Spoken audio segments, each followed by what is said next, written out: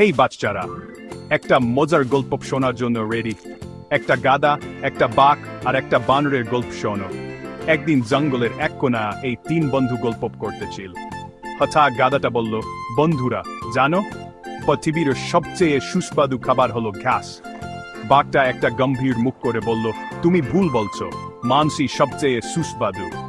বানরটা হেসে বলল, আমার মধ্যে কলার থেকে ভালো কিছু হয় না, কলাই সেরা।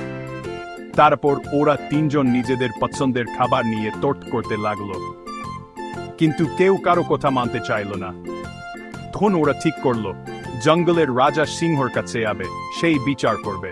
সিংহ ওদের কথা শুনল, তারপর গম্ভীর মুখে বলল, সমাধান খুব সহজ, প্রত্যেকেরই নিজস্ব পছন্দের খাবার আছে, তোমাদের ভালো লাগে সেরাই তোমাদের জন্য সেরা। কিন্তু গাধাটা জেদ করে বলল, না না, খাসি সেরা, যদি তুমি না মানো তাহলে আমি এখান থেকে যাব না। এই কথা শুনে সিংহ রেগে গেল আর গাধাটার দিকে তেড়ে গেল। ভয় পেয়ে গাধাটা দৌড়ে পালিয়ে গেল। সিংহের রাগ দেখে বানর আর বাঘ মাটিতে গড়াগড়ি করে হাসতে লাগলো।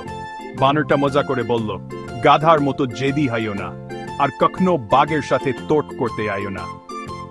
সবাই হো হো করে হাসতে লাগলো, আর গাধাটা অনেক দূরে বসে ভয়ে কাঁদতে লাগলো। গল্পের শিক্ষা কি? যে ধরে নিজের মত সবাইকে জোর করে মানানোর চেষ্টা করলে নিজেই হাসির পাত্র হয়ে যাবে। তো বাচ্চারা, এই মজার গল্পটা মনে রেখো, বন্ধুদের সাথে হাসি ঠাট্টা করো আর সবার পছন্দের প্রতি শ্রদ্ধা রাখো। শোনার জন্য ধন্যবাদ, আবার দেখা হবে।